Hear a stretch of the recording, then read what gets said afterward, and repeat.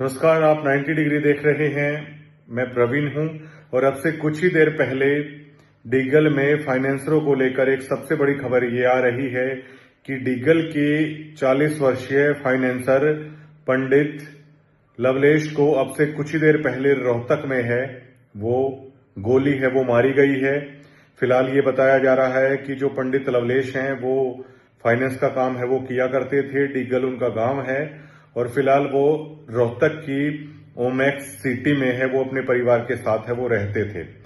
हमारे सूत्र ये बता रहे हैं कि इसके पीछे गैंगस्टर वारदात की बजाय कुछ आपसी लेन देन है, वो इस घटना का जिम्मेदार है, वो हो सकता है।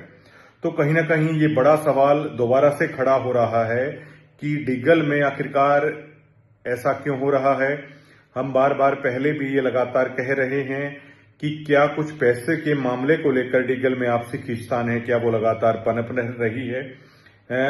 दबी जुबान में बेशक से कोई इसको हाना भरे, लेकिन कुछ न कुछ कारण है, ऐसा ही बनता हुआ नजर आ रहा है। जिस तरीके से आज लवलेश को है वो गोली मारी गई है, लेकिन कहा जा रहा है कि शायद इस हमले में है वो लवलेश हैं। वो जो सूत्र बता रहे हैं कि वो डॉक्टरों की टीम लगी हुई है और शायद है वो इस हमले में है वो बच जाएंगे। लेकिन चिंता की बात यह है कि डीगल गांव में आपसी लेन देन को लेकर लगातार खींचतान है वो बढ़ रही है और सूत्र बता रहे हैं जो ये गोलीकांड हुआ है रोहतक में, उसमें आपसी लेन देन ही है, इसकी वजह है वो बनता हुआ नजर आ रहा है। हालांकि ये कल सुबह तक शामिल हो पाएगा कि इसके पीछे किसका हाथ हो सकता है, गैंगस्टर एक्ट हो सकता है या नहीं हो सकता है। लेकिन फिलहाल सबसे बड़ी जानकारी यही है कि आपसी पैसे के लेन देन में डीगल के 40 वर्षीय फाइनेंसर पंडित लवलेश को है वो गोली मारी गई है।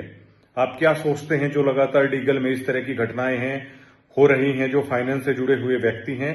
आप कमेंट के माध्यम से 90 डिग्री को अपनी राय है वो दे सकते हैं।